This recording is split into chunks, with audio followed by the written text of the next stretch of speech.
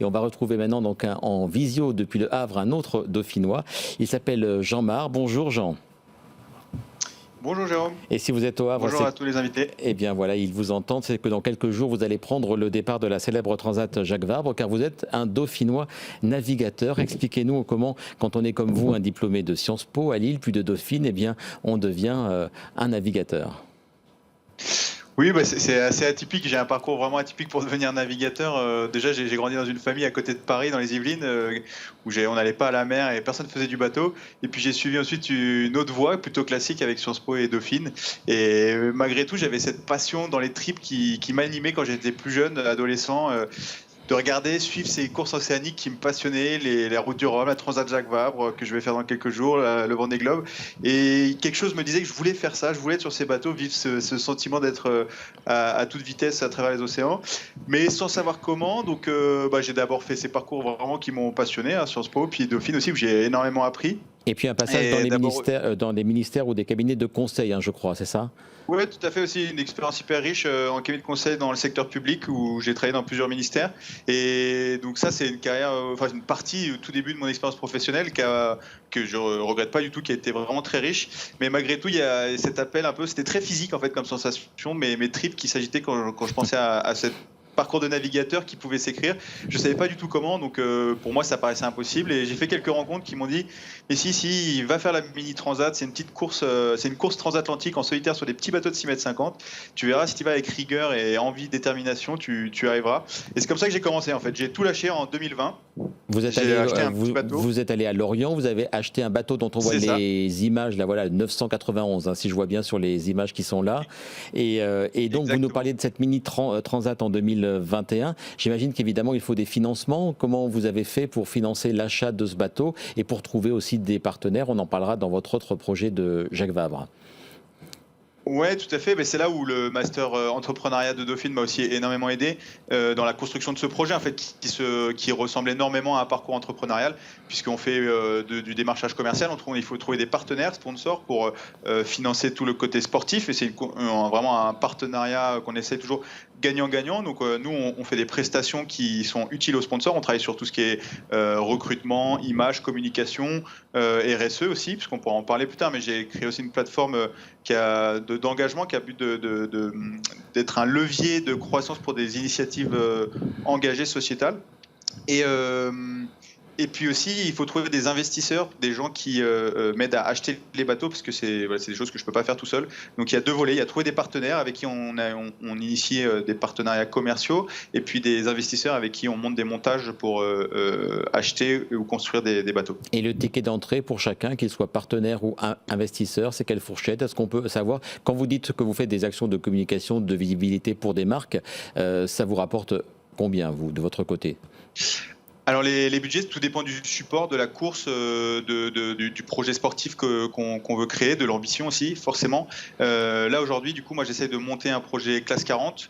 C'est ces bateaux de 12 mètres là qu'on voit derrière, là, le bateau jaune Acrobatica qu'on voit derrière moi, sur lequel je vais faire la Transat Jacques Vabre. Moi j'essaie aussi de construire mon projet derrière pour faire la route du Rhum, la Transat Jacques Vabre 2026. Et ça, on est sur des budgets de 400 à 500 000 euros par an. Donc c'est des gros budgets.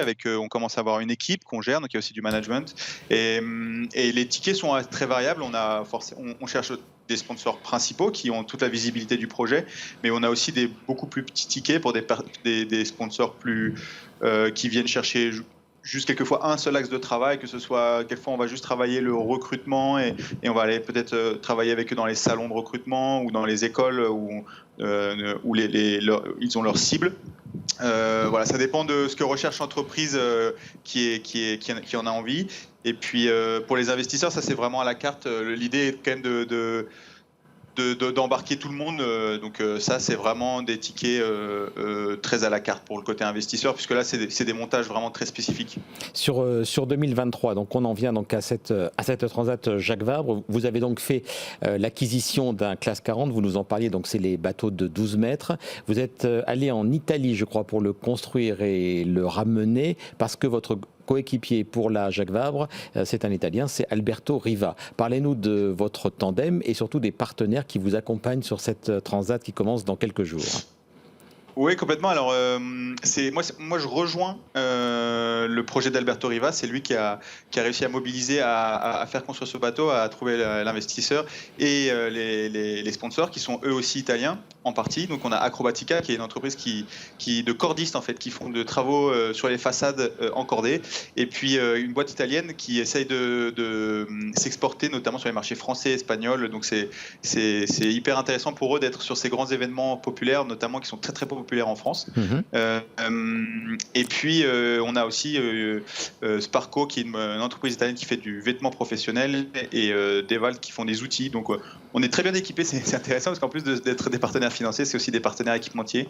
Donc ça c'est pour la petite histoire. Mais et après on construit des actions avec eux. En fait ces projets sportifs, c'est des plateformes. Moi je raconte un peu ça comme ça, c'est des plateformes de communication pour embarquer tout l'écosystème du sponsor. Et donc on a de l'événementiel, on a de la communication, on a aussi des rencontres en interne avec les collaborateurs, on fait beaucoup participer les collaborateurs et on les embarque le plus possible, on les fait naviguer, on partage toute l'aventure et l'idée c'est vraiment d'importer tout ce rêve, ce côté aventure que nous on vit dans l'entreprise, au sein de l'entreprise partenaire. Il nous reste Jean une minute. Le prochain objectif, donc là évidemment c'est la Transat Jacques Vabre. Vous espérez quel classement? Est-ce que vous êtes fixé des objectifs avec Alberto Riva? Oui, alors c'est toujours un peu compliqué. On a très envie de bien faire le plus haut possible.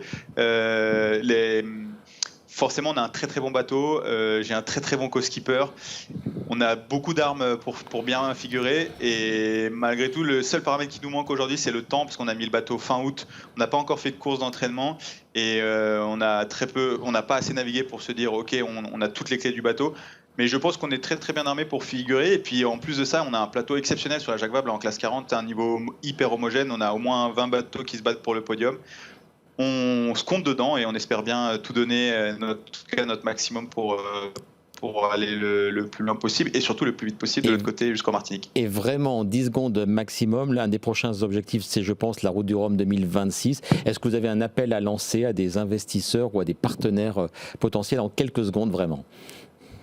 Ouais, effectivement, moi l'idée c'est de me lancer aussi sur mon propre projet l'année prochaine en me lançant sur mon bateau classe 40. On cherche des investisseurs pour le bateau, des sponsors aussi.